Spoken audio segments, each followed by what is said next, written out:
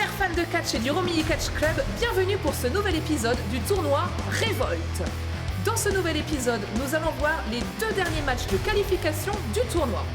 Je vous rappelle que le vainqueur deviendra le premier champion ou la première championne du Romilly Catch Club. Alors, maintenant, place au combat. Il mesure 1m73 pour 80 kg. Voltigeur hors pair, il est le premier patriote. Le Coq Gaulois. Bonjour mesdames et messieurs, et bienvenue à la suite du tournoi Révolte, présenté par le Romilly Catch Club. Je suis Pierre Cassien-Moquet et je suis en compagnie de Galen Gray. Effectivement Pierre, pour ce nouvel épisode, les 2 derniers matchs de qualification pour accéder en demi-finale du tournoi Révolte. Effectivement, et là sur le ring, on a affaire au Coq Gaulois. Un luchador français avec une tenue vraiment étincelante et un style très virevoltant qui va dans tous les sens. Bleu, blanc, rouge, le premier patriote. Exactement, le premier patriote. Et il sera opposé à la coqueluche des rings. Divalicius Misha. Exactement. Il va rentrer d'ici quelques instants avec sa petite musique. Et la voilà. Divalicius Misha, un pur produit du Romilly Catch Club. Une carrière en pleine ascension, en pleine progression même je dirais. Et évidemment un contender comme on dirait aux États-Unis. Effectivement. Pour ce titre qui a toutes ses chances aussi bien dans ce match que dans le reste de la compétition. Une personne aussi agréable dans le ring qu'à l'extérieur. Et vraiment, là, on a affaire à 2 profils quand même assez différents. Il y a 18 kg d'écart, mais par contre, on est à la même taille, mon cher Ganon. Ah, exactement, 2 gabarits différents, 2 styles également différents. Et je pense que ça peut amener un match vraiment intéressant. Un match virevoltant, et j'espère dans le fair play. Espérons-le, oui, parce qu'on a vu quelques triches déjà dans les épisodes précédents. Oui. Ça serait bien que ça se reproduise pas. Rentrons un petit peu dans le vif du sujet avec le premier contact. C'est ça, l'entrée en garde directement. Et la main blanche portée, clé de poignet par le Coq Gaulois. Parfaitement exécuté. On maintient bien la prise. Le Coq Gaulois a une certaine expérience dans le ring. La rondade pour s'en sortir. Et la main blanche. Très bien contré par Misha. Main blanche à son tour. Et une petite roulade de la part du Coq Gaulois et une petite projection. Parfait. Avec ça, on sait sur quel pied danser. Les deux contenders, comme disent les Américains, et vous l'avez signalé, s'applaudissent mutuellement. Apparemment, on va être dans le fair play du début à la fin. Je l'espère en tout cas. Espérons-le, effectivement. On a un coup d'arpin. Projection. On passe en dessous. Surpassement. Au-dessus. Et le dropkick en pleine face. Magnifique. Et on peut voir que son dropkick est vraiment différent des autres. Il est fait de côté. Il y a un pied qui connecte directement dans la mâchoire. Et il percute totalement. Ah oui. Il a pas Projection. Raté. Oh, le coup de fesse. Magnifique coup incroyable. De fessier. Oh, très beau tombé, ça c'est joli. Et on peut remarquer une certaine rapidité de Misha dans les exécutions. Simplement 2, mais il l'a quand même surpris. Hein. Là, le tombé, même moi je m'y attendais pas. Effectivement. Un petit peu de travail de sape de la part du Coq Gaulois. Effectivement, et puis il faut pas oublier que le premier ou la première championne du Romilly Catch Club remettra sa ceinture en jeu le 1er mars lors du gala de Romilly-sur-Seine. Exactement. Toutes les informations en commentaire. Gala international, la toute première défense du premier champion ou de la première championne aura lieu ce jour. Allez, Misha qui revient dans le ring, la diva des rings. Le coup de coude là, hein. Ah bien, oui. Il l'a bien surpris, il l'a pris en plein vol. Là on est pleine mâchoire. Totalement sur un match 50-50, il n'y a pas encore de domination qui a été vraiment vue de l'un ou de l'autre des adversaires. Là par contre le Coq Gaulois qui écrase la main avec les pieds, c'est pas très fair play, mais bon, on va dire que l'enjeu en vaut un petit peu la chandelle. Petit collier arrière avec immobilisation du bras entre les jambes, ça c'est très efficace. Limite crossface. Voilà. Crossface chicken wing quasiment. À peu près, ouais. Divalicius Misha est coincé comme vous pouvez le voir. Effectivement. Ah, il a fait le tomber là, hein. Il y a les 2 épaules qui sont au sol. Ouais, voilà, intelligent, c'est intelligent. Ça ne cherche pas. Risque. Mais le Coq Gaulois s'est relevé très rapidement et a déjà repris l'ascendant sur la diva des rings. Et là, quand même, la force est montrée de la part du Coq Gaulois. C'était un genre de Michinoku driver chargé sur les épaules et Il l'a soulevé, hein. Il a réussi, différence de poids, même avec les 18 kilos en moins, Ah il oui, n'y a pas de problème. il y a de la puissance dans le coq. Oh, on sent Heureusement, que c'est un mec qui va simplement. beaucoup à la salle. Hein. Allez, le coq gaulois, on accule Misha dans un coin du ring avec un Atemi pour entretenir l'amitié. Projection dans l'autre coin. Et voilà, la diva des rings s'est fait avoir. Oh, le coq gaulois sur la troisième corde. Le saut de l'ange. On Tombé. tente de tomber un, Un. deux, et il n'y aura que deux. Simplement 2. Très beau crossbody, très beau Ah saut de oui, l'ange, parfaitement. comme vous l'avez dit, c'est un saut de l'ange en français, mais crossbody. Oui, en Plus anglais. communément appelé comme ça, oui. Et là, il continue le travail de sap sur les articulations. Après, c'est intelligent ce qu'il est en train de faire. Il est en train d'immobiliser son adversaire, il est en train de lui faire mal au niveau des pieds. Ce qui est intéressant, c'est qu'il travaille différentes articulations. Il était sur la main, il était sur le pied, on retombe sur la main. Effectivement, le coq travaille l'arpion. Il travaille partout, effectivement. Effectivement. Généralement, on tombe plus sur des catcheurs qui se focalisent sur un La seul, descente de la cuisse. un seul membre. Et Misha qui se relève à la japonaise. Beau dégagement, effectivement. Il ne faut pas oublier que au Romilly Catch Club, on est avec une base de catch français, mais on n'exclut pas l'originalité et les diverses formes de catch. Le puroresu au Japon, la lucha libre au Mexique et dans les pays d'Amérique du Sud, et sans oublier le catch européen pur. Magnifique discus close line de Misha qui lui met en pleine tête. Attention, il va peut-être enchaîner. Là, il faut enchaîner, Misha. Il faut y aller. Et Il faut y aller. Coup de la Une corde à autre. linge. Corde à linge, pleine tête. Et une troisième. Pour elle la lâche bonne pas mesure. l'affaire. Elle est là pour le titre. Allez, on relève le coq gaulois. La projection au coin. Il s'écrase dedans. Allez. Il va nous faire sa spéciale. La roue, suivi de. Oh, la double La claque. Ça fait du bruit, ça impressionne. C'est Et la ça fait spéciale. très mal. La spéciale. Hop. Projection. Oh, le coup de fessier. As compressor. Descente du coude. Allez, le tomber. Allez, on tente de tomber. Un, 2. deux. Et il n'y aura que deux. Malheureusement, Monsieur Belladone compte bien. Monsieur Belladone, notre arbitre en chef. Et il a fort à faire hein, dans les matchs. Ah, bien entendu. Et là, ça passe. Enfin, ça va plutôt vite, plutôt. Ah, ça va être son final. Ça va être son finish. Oh. La Diva- Non, Ah, non. c'est retourné. Il enroule. 1, 2. Et il n'y aura que deux. On a fait voir un deuxième enroulement après la victoire de Phoenix avec la même manœuvre. Lors d'un précédent épisode. Exactement. Il le soulève sur ses épaules. Qu'est-ce qu'il va Passe faire par derrière. C'est contré. Ah, mais le Phoenix, le coq gaulois, il y a peut-être quelque chose. Oh, Oh là le- là, mon dieu. Le DDT s'est renversé. C'est un double contre. Misha qui avait contré le coq et le coq qui le recontre avec un DDT, tentait un pump handle power slam. Là, les deux adversaires sont au sol et sont comptés par l'arbitre. Ils ont 10 secondes pour se relever, sinon il y aura match nul.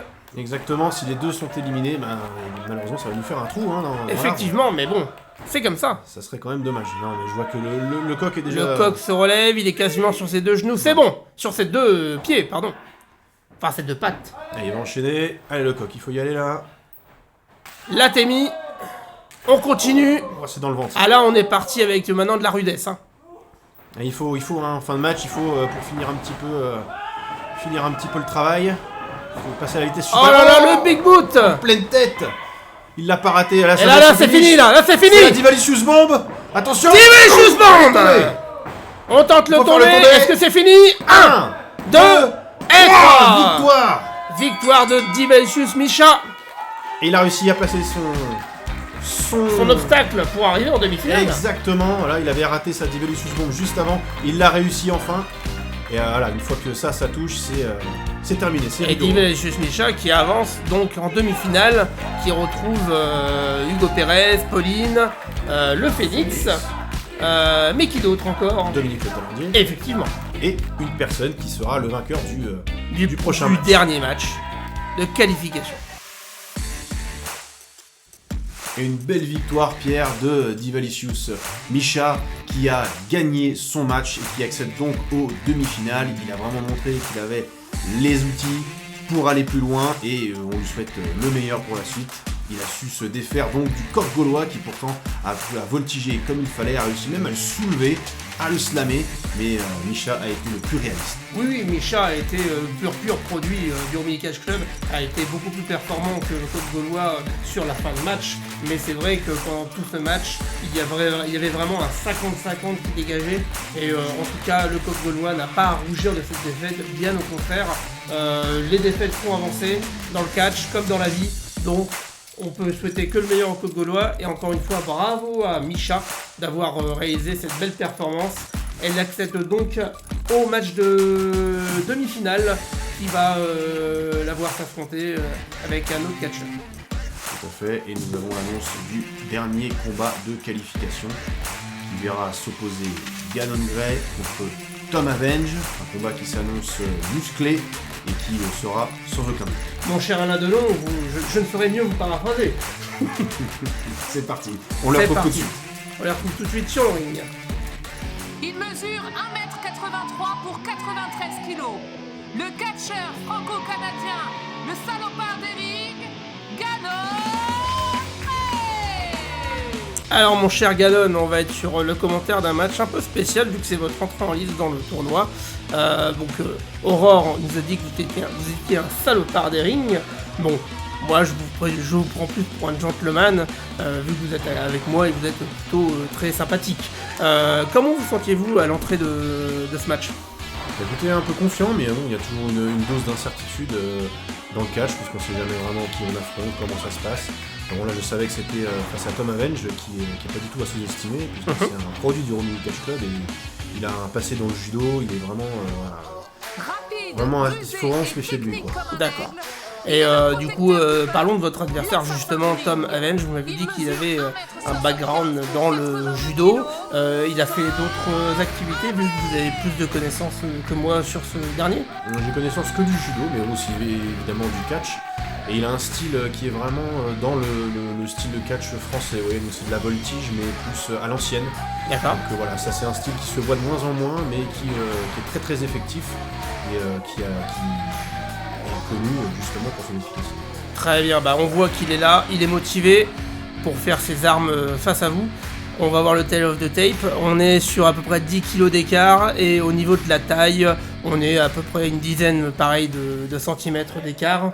Mais vous avez deux profils qui sont, ma foi, fortement opposables. Deux produits bien poids lourds. Ah oui, poids lourd. J'ai même mi-lourd pour Tom Avenge. Effectivement, c'est un petit peu l'idée du match. D'accord. Alors, Tom Avenge qui essaye de reprendre directement derrière vous, c'est quand même déstabilisant, mon cher Ganon, de commenter son propre match. Écoutez, c'est toujours spécial de se voir de l'extérieur, surtout qu'on a vécu ça au plus près, et là on le voit de l'extérieur. Mais comme on dit, c'est comme ça qu'on apprend aussi, on peut voir les petites erreurs qu'on a fait et les régulariser au prochain match. Exactement, on refait le match. Très bien. Oh oui, merci à cette belle référence de Gen Sakomano. Alors, de nouveau prise de contact entre vous deux, entre Tom Avenge et vous, mon cher Ganon. Hop, on emmène bien Tom Avenge au sol. Vous aviez décidé de prendre quelle tactique au début du match face à Tom Avenge, vu que du coup, vous le connaissez à peu près correctement et à peu près par cœur. Quelle était votre tactique ? J'essaie de le jouer sur la force, comme vous pouvez voir, il y a un petit différentiel quand même, mais j'ai été pris de vitesse malheureusement au début du combat, on peut le voir, voilà, je reprends vraiment sur la force. C'est déjà mon point fort, et puis en plus, face à Tom Avenge, c'est un domaine où je pensais au moment que je pouvais le dominer comme ça. Et ça marche plutôt pas mal, comme vous pouvez le voir. Oui, on peut voir que Tom Avenge ne se laisse pas faire non plus. Après, là, il n'est pas encore en position de force, mais je suppose qu'il va vite revenir dans ce match. Coup d'arpin, en tout cas, magnifiquement exécuté. Le petit coup de pied qui va bien pour entretenir toujours l'amitié. Hop, vous aviez tenté de tomber à ce moment-là. Il n'y a même pas un de la part de monsieur l'arbitre.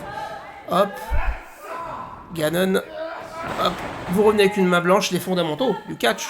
Oui, toujours, il faut toujours revenir aux fondamentaux, et ça, c'est des prises qui permettent de fatiguer l'adversaire et l'articulation. Et hop, Tom Avenge qui reprend le dessus. C'est à ce moment-là que le match a un petit peu changé. Qu'est-ce qu'il va faire ? Il va sur la troisième corde. Et hop, bras à la volée mexicaine. Parfait. Là, vous étiez un peu surpris, là, je suppose. Complètement, hein, j'ai été complètement pris de vitesse. Oui. Et je vois bien que mon placement n'était pas idéal, et c'est d'ailleurs pour ça que Ah, le dropkick. j'ai réussi à prendre le dessus. Là, le tombé, pas plus de 2. Là, à ce moment-là du match, vous cherchiez d'autres ruses pour pouvoir, je suppose, renverser, comme vous venez de faire, un renversement. Et là, hop. Ouh, alors le penalty qui est passé beaucoup plus violemment, je suppose. Oui, là, j'étais un peu remonté, là. Oui. C'est jamais agréable de subir sur le ring, et voilà, j'avais encore mes moyens, donc j'en ai profité pour me venger. Oh, magnifique Breznuk. Exactement, Breznuk. Ah oui, là vous étiez un petit peu remonté, qu'est-elle un papa envers son fiston. Ouais, il y a de ça, hein, vraiment, là, c'était, voilà. Je reprends le dessus sur le match. Mais oui, c'est jamais agréable d'être mené, surtout quand on est pris de vitesse, on Oui. peut que encaisser, c'est vraiment pas agréable. Surtout après de nombreuses années d'expérience. Vous avez combien d'années d'expérience, mon cher Ganon?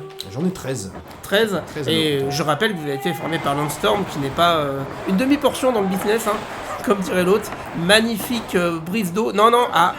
Alors là, je suppose que vous avez un petit peu été condescendant envers Oui, Tom Avenge. j'ai voulu en faire un deuxième. Et puis, bon, voilà. Ah bah voilà, le Hurricane Rana, Ça s'est évidemment. pas passé comme prévu.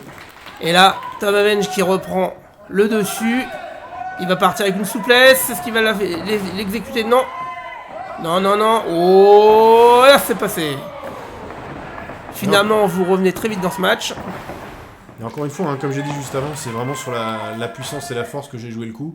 Là, il n'a pas été capable de me soulever, peut-être parce que je pèse trop lourd, et j'en ai profité directement sur le moment pour le développer en souplesse. C'est ça, on sent un petit peu votre côté un peu frustré à ce moment-là. Je vous ai vu taper le ring, etc. Vraiment, vous étiez frustré hein, à ce moment-là. Mais toujours, c'est jamais agréable de subir, mais moi, c'est vraiment quelque chose que je supporte pas. Et j'ai même tendance à perdre mes moyens, et c'est même ça qui peut me faire parfois perdre le dessus du match. D'où l'un de vos surnoms, le salopard des rings. Mais bon, comme je l'ai dit, on est quand même là en bonne intelligence. Descente du coude. Bien sûr, mais bon, tous les moyens sont bons pour gagner. À qui le dites-vous? Allez, Tom Avenge qui essaye d'avoir l'appui du public. Et là, vous revenez dans ce match. Vous relevez Tom Avenge, on va dire très sportivement. Hein. Projection dans le coin. Première corde, on passe à l'extérieur. Et là, Tom Avenge, il monte sur la deuxième corde, la troisième. Que va-t-il faire? Magnifique. T'as une corde à linge de la troisième Ouais, corde. magnifique corde à linge. J'en perds mes mots. Tellement que Directement c'était dans beau. la poitrine. Là, c'est vraiment ouais, les prises en hauteur, c'est jamais facile à encaisser. C'est n'est vraiment pas quelque votre chose fort. qui vous terrasse. Non, voilà, là, il en profite.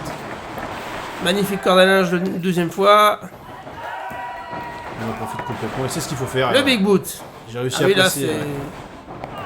c'est... Et oui, l'erreur de Tom Avenge, vous pouvez l'avoir directement. C'est-à-dire qu'il avait le dessus, il a décidé de se retourner vers le public, de faire mousser, comme on dit. Oui. Et puis voilà, il y a un coup de pied qui est parti en pleine face, et voilà, il a perdu le dessus du match. C'est strass et les paillettes, ça. Alors, la prise de l'ours que vous avez appris au Canada, je suppose. Exactement. D'accord. Et au Canada, est-ce que vous avez vraiment pris des ours comme ça à bras nus pour essayer de les tuer? Non, pas Non, des pas ours. du tout. D'accord. Oh, le dropkick. Incroyable. Ah, Tom Avenge qui continue d'haranguer la foule. Il va à l'extérieur du ring et il monte sur la troisième corde. Que va-t-il faire de nouveau? Non, ah là là, oh là là. Là, c'est pas très sportif, mon cher Ganon, hein, quand même, hein, d'avoir Ça a claqué, là. touché. Alors, attention. Et là, c'est votre prise de finition. Ah bah, hein. Ganon effect. Et on tente le tomber. 1, 2 et 3. Ah bah, vous m'avez pas vendu la mèche. Vous allez donc, vous êtes donc le dernier qualifié pour les demi-finales.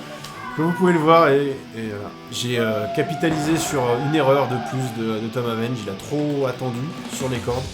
Donc je l'ai fait chuter en faisant bouger les cordes, naturellement, et j'ai enchaîné avec ma prise de finition. Vous l'avez joué à l'expérience, comme dirait l'autre. C'est ça, voilà, il a fait une erreur de genou, une erreur de personnes moins expérimentées que moi, j'en ai profité. Et vous avancez donc en demi-finale.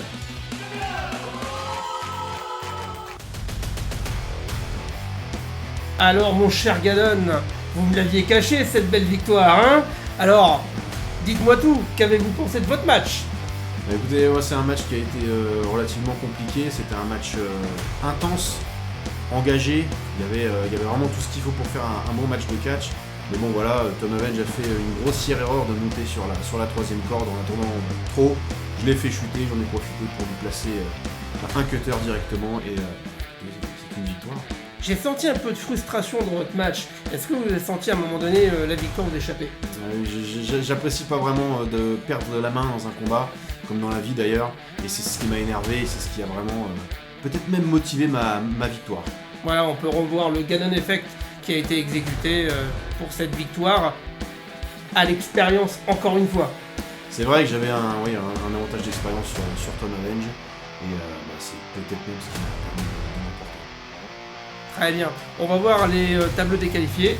Exactement, nous aurons donc Hugo Pérez qui fera face au Phoenix, Dominique Le Talendier face à Pauline et Ganon Gray contre Micha. Voilà, et donc dans les prochains épisodes, le Général des Rings fera face au petit poussé le Phoenix. Ensuite, Pauline face à Dominique Le Talendier. On a vraiment des poids écartés. Et enfin, vous-même contre Divalicious Micha. La suite au prochain épisode. Salut à tous!